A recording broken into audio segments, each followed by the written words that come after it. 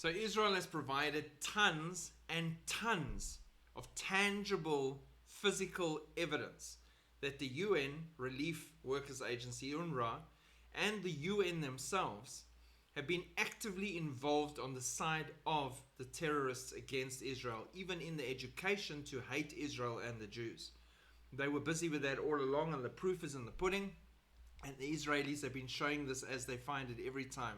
The information in the schoolrooms, the educational materials, the fact that bombs and weapons and everything are found in UNRWA facilities and UN facilities, the fact that UNRWA employees and UN employees are actually terrorists that are in the brigades of Hamas, Islamic Jihad, Hezbollah, all these people actively fighting against Israel. All these things were proven to the point where Israel had had enough. And they said that is it. They passed a vote in the Knesset. They said UNRWA is out of the country. They are no longer welcome. And they have notice to get the heck out. All of them. They are not welcome here anymore. Was that the right decision? Absolutely. Absolutely. What is the world's reaction? And more importantly, the United Nations. The UN High Court sets 5 days of hearings in the case on anti-UNRWA Israeli laws. They haven't got 5 days of hearings about Hamas and the Islamic Jihad and Hezbollah and Iran and all these people out to destroy Israel and what they've done and the rapes and the murders and the everything. No, not at all. Not interested. They're interested in slamming the Jews. So the fact that UNRWA has been kicked out, 5 days of hearings. The International Court of Justice was asked to rule on the legality of the Jewish state banning the agency which Israel accuses of ties to terror. It's Israel, it's their country, they can do what they want in banning an outside organization from operating there. It's quite normal, it makes complete sense.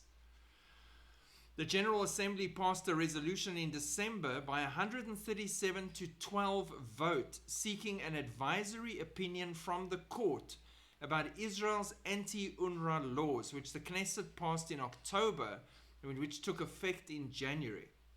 There were 22 abstentions in the General Assembly vote. The court is to assess Israel's responsibility as a UN member state to provide and facilitate essential services and humanitarian assistance for the population in what the United Nations calls the occupied territories, according to the resolution. So even the resolution is anti-Israel and calling it occupied territories when it is not. It is land that belongs to the Jews, biblically and historically. And as I've been saying all along, I honestly think Israel should just pull out as a member state completely. It is an organization that exists to stand against and destroy Israel and the Jews. If that is not absolutely crystal clear to you yet, there's something wrong with you. So why be a member state at all? They're not listening to you anyway.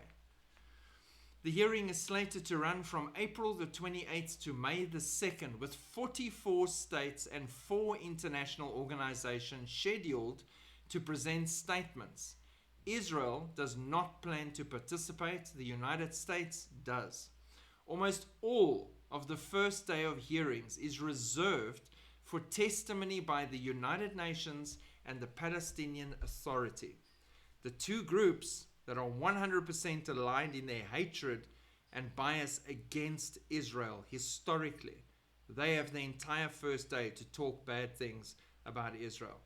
If you're unsure who the UN is, you just go and look at how many resolutions they passed against Israel, how strongly they stand against Israel, and what their history against Israel is. Not a single resolution against Iran at all. No big fuss about what China is doing to the Uyghurs at all.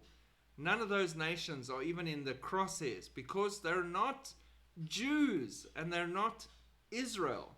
This is why God will come and enter into judgment, Joel 3 verse 2, with all nations because of things like this. God bless. Keep looking up. Time has run out, literally. Shalom.